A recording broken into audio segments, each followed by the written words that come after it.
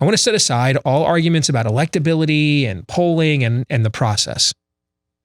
And I want to spend this segment having a worldview conversation.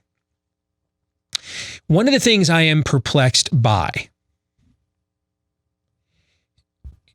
is the amount of people, including people whose opinions I respect and hold in high esteem.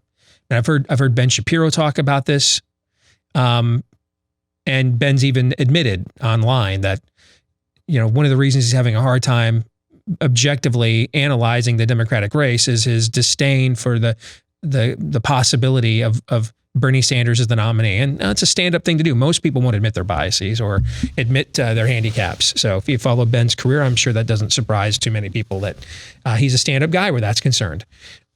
I get that it's a sad day when an open communist, an actual Soviet, is a major party's nominee for president. It's sad.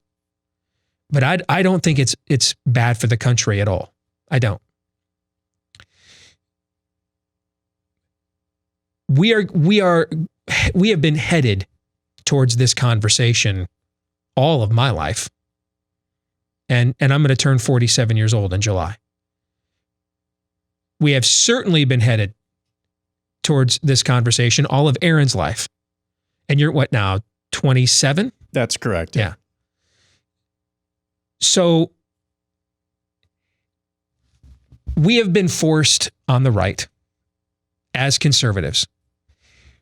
We have often been forced to have this conversation and debate in ways that has made us sound like prophets of doom. Woe and lamentation, if you will, that, hey, this is the slippery slope. If we give in on Medicare Part D, we'll be doing single payer. If we give in on blank, we'll be doing blank. They have been permitted on the left to introduce what Bernie Sanders represents in a plausible, piecemeal fashion. Oh, man, yeah, just asking questions.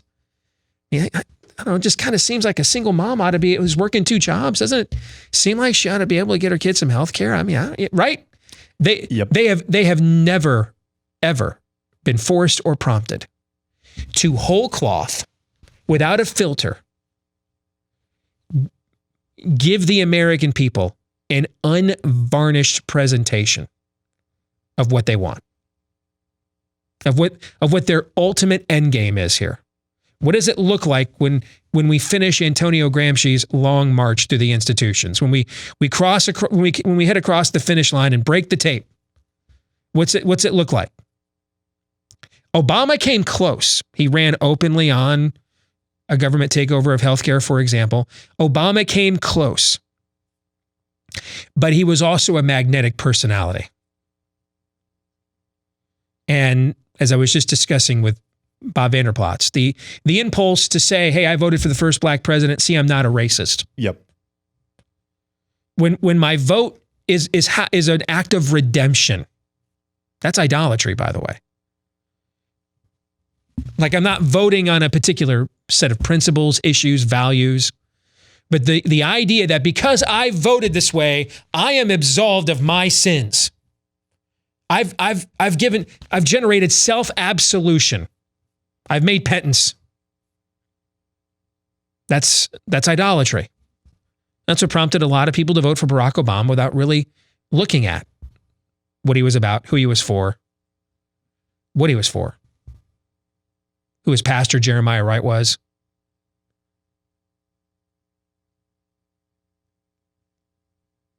And that's the same thing that drove Pete Buttigieg in this race. Bernie Sanders is going to offer no such fig leaf.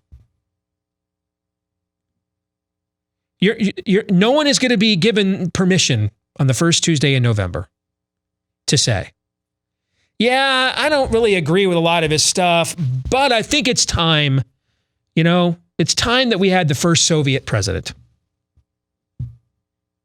No one's going to say that. No one is getting warm fuzzies about whatever amount of self-inflicted white guilt you believe you need absolution from that voting for Bernie Sanders provides you.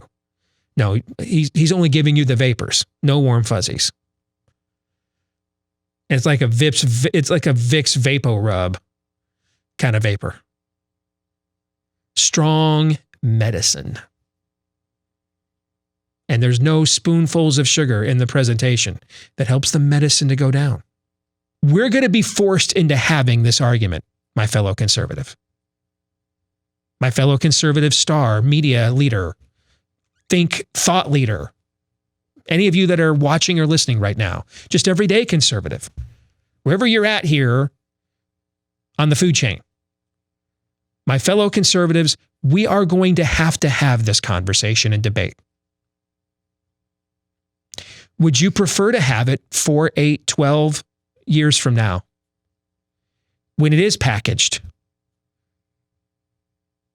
with a younger Brett Favre, a more spry, a more inspirational package than the one Bernie Sanders presents now?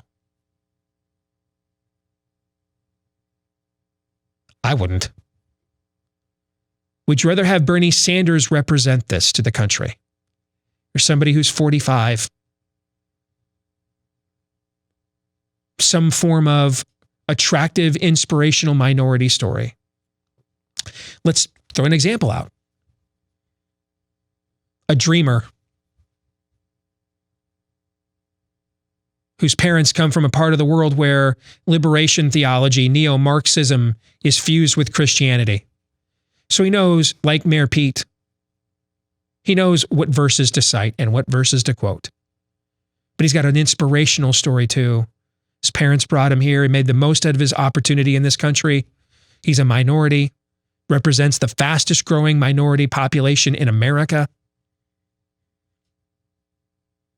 He didn't take a honeymoon to the Soviet Union and barely remembers it ever existing. He just thinks it's time for America to redistribute the wealth. And his own personal story is a testimony to the grace and compassion of the American people. Now, would you rather wait to debate him? Or would you prefer to get a head start with the likes of Bernie Sanders, old, rich, millionaire, straight white guy? Nobody likes. No.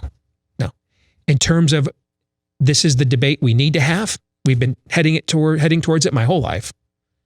So the substance of it, and Bernie's going to give us permission to do this. He's going to strip all the fig leaves that they've used, all of the euphemisms and metaphors and sloganeering that they've used to club us over the head are all going out the window. This is going to be OK Corral. Your worldview against mine. Everybody's masks come off. He's not an inspirational package. He's not transcendent as an individual in any way. He's the perfect foil. And then the timing. Why wait until they have a better proxy, a better champion? No, I think, to my fellow conservatives, this is now the time to have this debate, and it's in our and the country's best interests if Bernie Sanders is the nominee for the Democratic Party for all the reasons I just laid out.